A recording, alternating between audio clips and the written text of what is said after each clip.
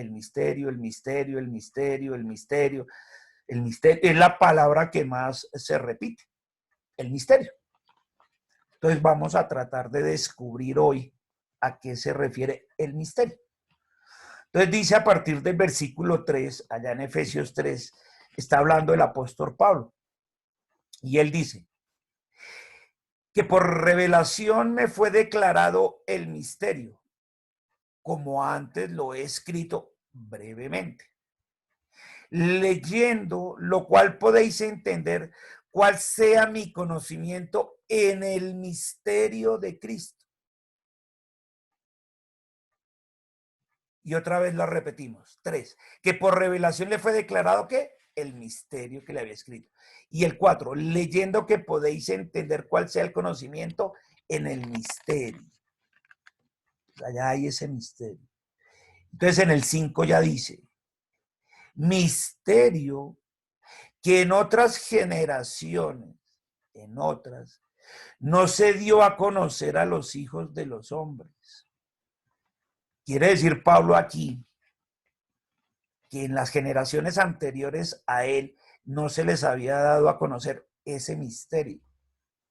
Ni en el Antiguo Testamento se les dio a conocer que ese misterio en otras generaciones. Como ahora es revelado a sus santos apóstoles y profetas por el Espíritu. Entonces estaba hablando de qué? De los 11 apóstoles del Cordero, de Matías, quien reemplazó a Judas, ¿cierto? Y de los profetas que Dios ya había dado, como Pablo, que también era profeta. Le dijo que le fue ¿qué? Revelado a ellos ese misterio, a los 11 apóstoles y a los profetas de esa época. ¿Quién se lo reveló? El Espíritu. 6, que los gentiles, es decir, no solamente los judíos, ni los hebreos, que son la misma raza, ¿cierto? Son coherederos y miembros del mismo cuerpo y copartícipes de la promesa en Cristo Jesús por medio del Evangelio. 9, y de aclarar a todos cuál sea la dispensación del misterio escondido desde los siglos en Dios, que creó todas las cosas. O sea, había un misterio escondido desde hacía muchos, ¿qué? Siglos. 10. Para que la multiforme sabiduría de Dios, es decir, que la sabiduría de Dios tiene muchas formas, multiforme, no solo una, sea ahora dada a conocer por medio de la iglesia a los principados y potestades en los lugares celestiales. Uy, ¿cómo así? Que por medio de la iglesia se ha dado a conocer a qué? Esa multiforme sabiduría de Dios. ¿A quién? A los principados y potestades en los lugares celestiales. Esto suena bonito, pero principados y potestados en los lugares celestiales son las huestes de maldad, ¿no? Esto no suena bonito, pero no está hablando de cosas bonitas. Está hablando de principados y potestades en lugares celestiales. Ay, los demonios que andan rondando toda la tierra y que no permiten muchas veces que nuestras oraciones pasen de ahí, lleguen arriba al trono de Dios como olor fragante. No lo permite. Y esta es la sabiduría. Y entonces dice uno, ¿por qué?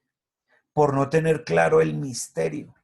¿Cómo así, pastor? Y entonces, ¿qué es el misterio? ¿O cuál es ese misterio? Entonces, aquellos que si tienen un portátil o tienen su celular, es decir, que no sea el PC, y puede inclinar su pantalla del celular o de su portátil hacia abajo, y dígame qué encuentra solo en un recuadro blanco. Inclínela hacia abajo y mire toda la pantalla, y es la única que está en un recuadro blanco. No gris, blanco. La única que se ve en recuadro. Si alguien ya la descubrió, Muy bien. Pues cuando usted la inclina, encuentra ese misterio que está escondido, y está escondido ahí en la pantalla. Ujú. ¿Alguien lo encontró? Que me diga. Sí, sí, señor. ¿Cómo se llama? Lo que pasa es que está muy pequeñita, la letra está muy pequeñita, pero está en la parte inferior derecha. No, es de la parte izquierda, de Parte lo que izquierda. hasta solo he leído hasta ahora. Y si es en la pura parte inferior. No lo veo. Pastor, ¿será la iglesia? Correcto, es ese. Está allá. Gracias, muy bien. Los voy a volver a deshabilitar la voz porque es que les gusta entonces a todos y digo, ay, ay, ay, qué pena. Gracias. Aló. Muy bien, ¿Ya? ¿es correcto? ¿Ya? Ese es el misterio escondido, allá donde dice, ahora dada a conocer por medio de la iglesia. Ahí donde dice la iglesia, ese es el misterio escondido. Y está en un recuadro blanco que solo se ve si uno inclina bien la pantalla y se enfoca. Y eso lo hice a propósito y el Espíritu Santo me dijo, hágalo así, porque vamos a ver el misterio escondido. Y así estaba. Y dice hasta donde hemos visto que eso estaba por los siglos de los siglos y que a las otras generaciones no les había sido dado a conocer, sino a partir de esa, ¿de cuál? De la de los santos apóstoles, los 11 más Matías, es decir, Pedro, Juan, Bartolomé, todos ellos, y a Pablo también, y a Simón, el de Sirene, el que le ayudó a llevar allá el travesaño a Jesús, a él también porque él era profeta y maestro, a Bernabé, a todos ellos, que eran profetas y maestros cuando los separó ellos, a todos esos profetas y a los apóstoles les dio dar a conocer cuál era el ministerio que estaba, el misterio que estaba escondido desde la creación del mundo y era la iglesia. Y esto es impresionante, porque Jesús vino y dio su vida por la iglesia. Porque todos los que creen en él y lo reciben como Señor, le dio potestad de ser miembros de su familia. ¿Cuál familia? La iglesia. Y la iglesia nace allá cuando el Señor muere en el Gólgota. Él muere allá en el Gólgota, pero cuando él muere, nace la iglesia, en el monte de Sión. Por eso cuando usted en el Antiguo Testamento escucha hablar de, y los montes de Sión cantan de tus maravillas, está diciendo, y la iglesia canta de tus maravillas.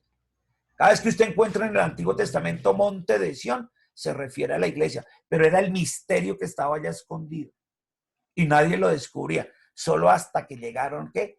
Los apóstoles y los profetas, y el Espíritu Santo fue quien se lo reveló. O sea que Jesús murió, fue sepultado, resucitó, ascendió y está a la diestra del Padre por su iglesia. O sea, por nosotros, por usted y por mí, mi hermano. Y no a todo el mundo le fue permitido conocer eso. Ni Abraham, ni Moisés, ni David, ni Daniel, ni José, ni Josué, ninguno de los patriarcas conocía de este misterio. Ni siquiera Isaías, que fue el que empezamos a leer en esta prédica, 66:1, cuando él dijo, mi trono es el cielo, dijo el Señor, y el estrado de mis pies la tierra. Y todo el mundo pensó que era el templo de Salomón y que esa era la iglesia y nada. Es más, Jesús les dijo, este templo va a ser destruido y no quedará piedra sobre piedra, pero yo lo levantaré en 3 días. En 3 días, ¿a quién levantó? A su iglesia. Impresionante, impresionante. A la que levantó fue a su iglesia. Y dijo, yo ya no habito en casa hecha por hombres, habito en cada ser humano que cree y confía en mí. Y yo le regalo el Espíritu Santo. Por eso su cuerpo es templo del Espíritu Santo. ¿Cuál viene siendo el templo? No es de cemento ni de ladrillos, es su cuerpo. Y ahí habita el Espíritu Santo. O sea que usted es parte de la iglesia. Somos la iglesia de Cristo. Ese misterio escondido. Y es usted, mi hermano. Es ese misterio. y por él murió, y por él resucitó, y por él ascendió. Y ahora vamos a ver los privilegios de entender ese misterio. Y está ahí mismo, en Efesios 3, ahora a su parte derecha. Dice, empieza a explicar ahí Pablo, ese misterio escondido y qué beneficios tiene ese misterio escondido. Y dice Pablo en el 11, conforme al propósito eterno que hizo en Cristo, Jesús nuestro Señor. O sea que ese era un propósito de Dios, ¿qué? De Dios Padre, era un propósito, ¿qué? Eterno. Que existiera, ¿qué? La iglesia. 12. ¿En quién? En Jesús. En quien tenemos seguridad. Mi hermano, usted en él tiene, ¿qué? Seguridad. No tambalea, no tiene dudas, no es indeciso. En él tiene, ¿qué? Seguridad. Y acceso con confianza por medio de la fe en él. Entonces, ¿usted qué tiene? Seguridad y acceso. ¿Dónde? En su iglesia, en la de él. Seguridad y acceso por medio de la fe que tiene en él. 14. Está hablando Pablo. Y aquí lo que está haciendo es otra oración y va a empezar del 14 al 21. Otra oración, Pablo. El miércoles pasado vimos una, ¿no? ¿Se acuerdan? Danos espíritu de sabiduría y revelación. Y se reveló Dios en 3 aspectos fundamentales de su vida para poderla llevar bien y tranquilo, una vida real. Esa la vimos el miércoles. Y allá quedaron la revelación que Dios hizo. Ahora Dios utiliza a Pablo y él hace otra oración allá en este capítulo y empieza Pablo ahí en el 14, orando. ¿Cómo lo hace? Por esta razón, doblo mis rodillas ante el Padre. Él lo hace en lo secreto. Y en lo secreto, ¿el qué hace? Dobla rodilla.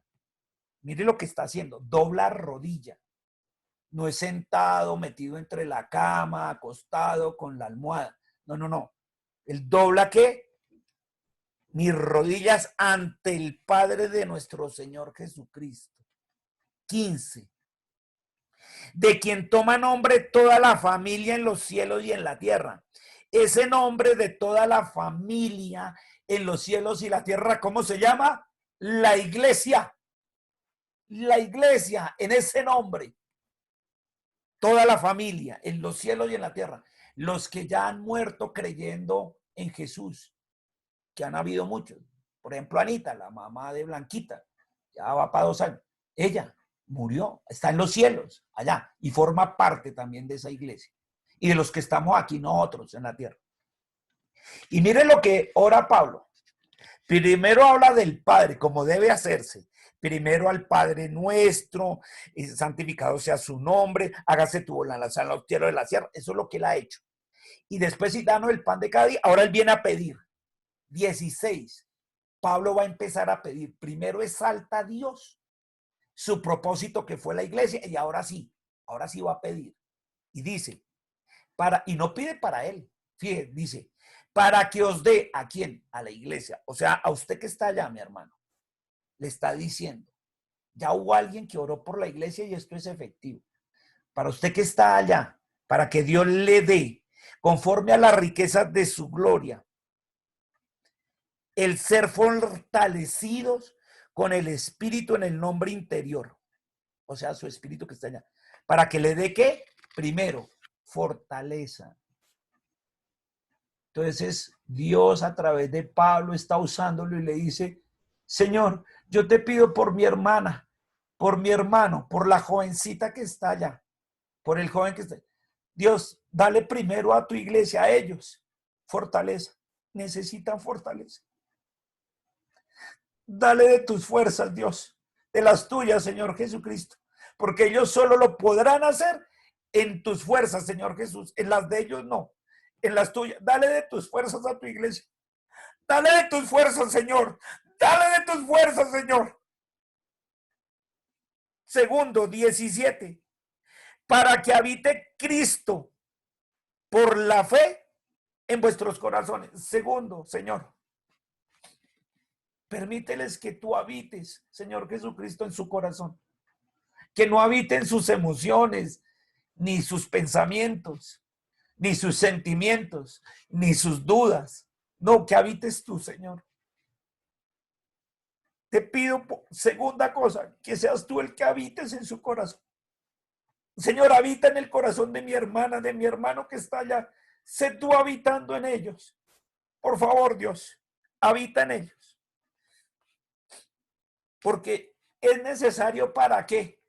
A fin de que, tercero, sean arraigados, echen raíces, como nos enseñaba Blanquita ya sobre el río, y se alimenten de agua viva, y sean arraigados, sus raíces no sean endebles, estén arraigadas a ti, Jesús.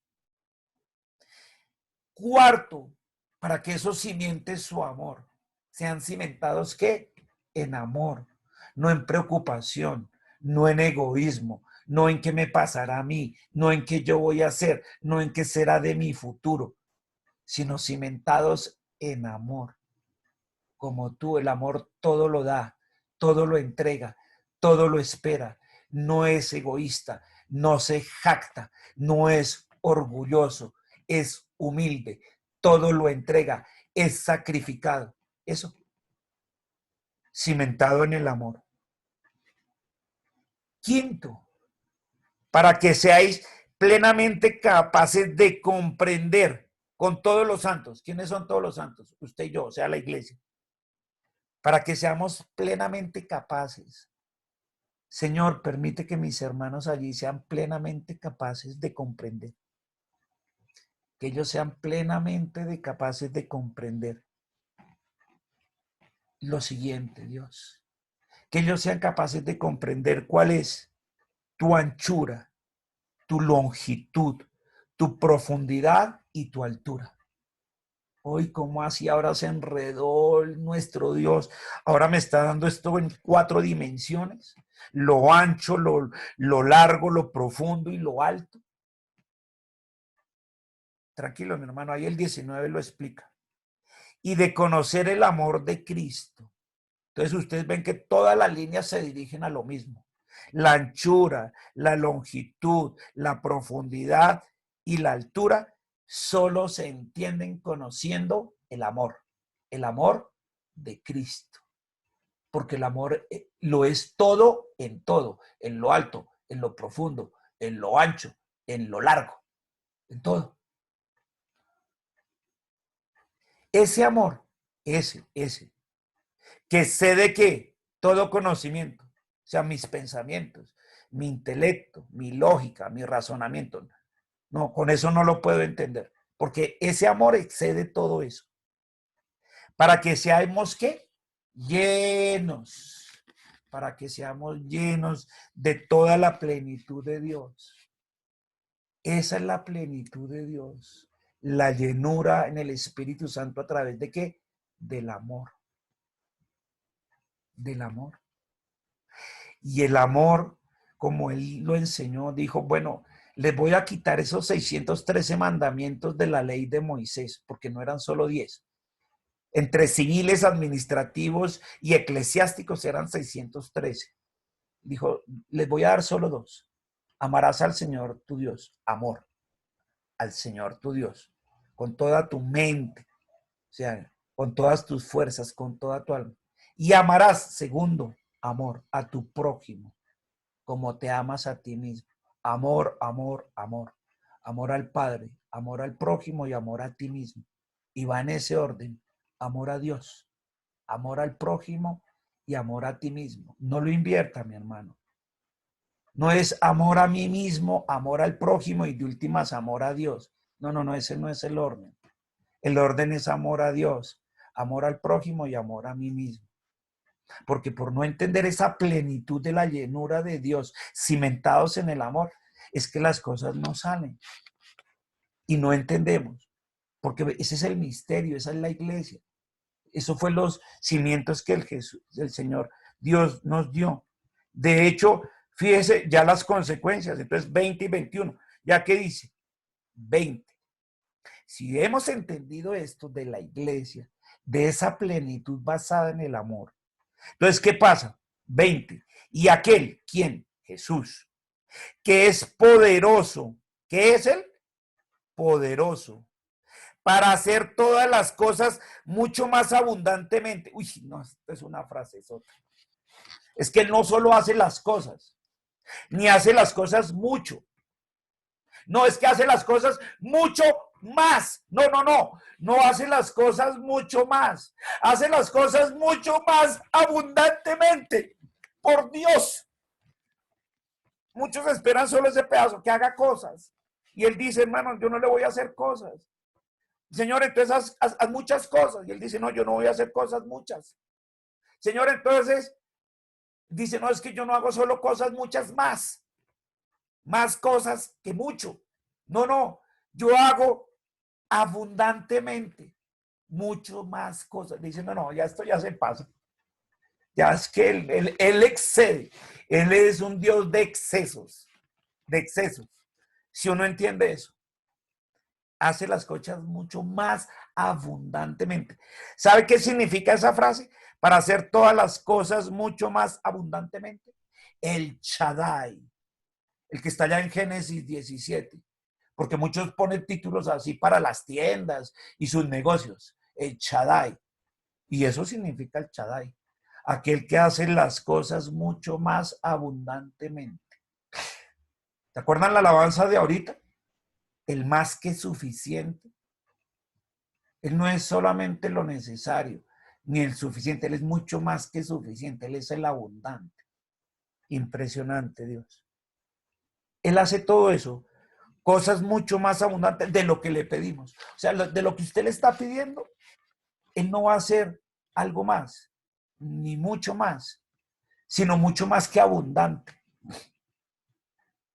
Y abrirá las puertas de los cielos hasta que sobre y abunde.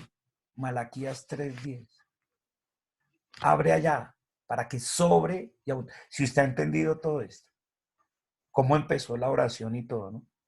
En quien tenemos seguridad y qué acceso. ¿Se acuerda de esas cosas?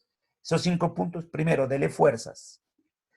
Entonces, para que usted esté ¿qué? Fortalecido. Segundo, deje que Jesús habite en usted. Sea arraigado. Permita estar cimentado en el amor y sea usted capaz de comprender esto que acabamos de ver.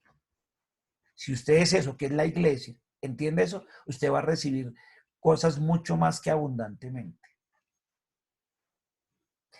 Que lo que le pedimos o entendemos. Según el poder que actúa en otros. ¿Y cuál es el poder que actúa en otros? El Espíritu Santo. Entonces, 21. A Él, a Jesús, sea la gloria en la iglesia en Cristo Jesús. ¿Su iglesia es en qué? En Cristo Jesús. Su iglesia es en Cristo Jesús. No es en otro lado. A eso lo mandó el Padre, el Dios Padre. Por eso estamos tan agradecidos con Papito Dios. Porque mandó a su Hijo para morir por su iglesia. Nació su iglesia. Resucitó, ascendió para que esa iglesia tenga poder y sea una iglesia triunfante, cimentada en el amor, en esa. Y ahí entiende uno cuando termina diciendo, por todas las edades, por los siglos de los siglos, por todas las edades, esa iglesia estaba ahí todo el tiempo, desde el Antiguo Testamento, en el monte de Sión, desde que Jesús le dijo al hombre, allá Dios, en Génesis 2 al 20, el último versículo. Por tanto, dejarás a tu padre y a tu madre, y te unirás a tu mujer y serán una sola carne. Y se formó la iglesia, la primera iglesia en ellos. ¿Y qué hizo el diablo? Pues atacarla. Lo primero que hizo no fue atacar a Eva, coma del fruto con que Dios dijo, y llenarla de dudas. O sea que Dios ha querido siempre lo mejor para sus hijos, la iglesia. Y el diablo, ¿a quién ataca? ¿Qué fue lo primero que atacó el diablo? A la iglesia. ¿Y qué sigue haciendo hoy en día? Y la ataca. ¿Y cómo? Llenándola de dudas, de preocupaciones, de afanes, de inseguridad. Claro, y no va a dejar de hacerlo. Y entonces, ¿cómo respondemos? Con esto que oró Pablo. Dobló rodillas para que nos dé eso. Fortaleza. para que habite Cristo en nosotros, para que nos arraiguemos, nos cimentemos en el amor, porque el amor lo puede todo, todo. Y junto con todo eso nos dará cosas mucho más que sobreabundantes.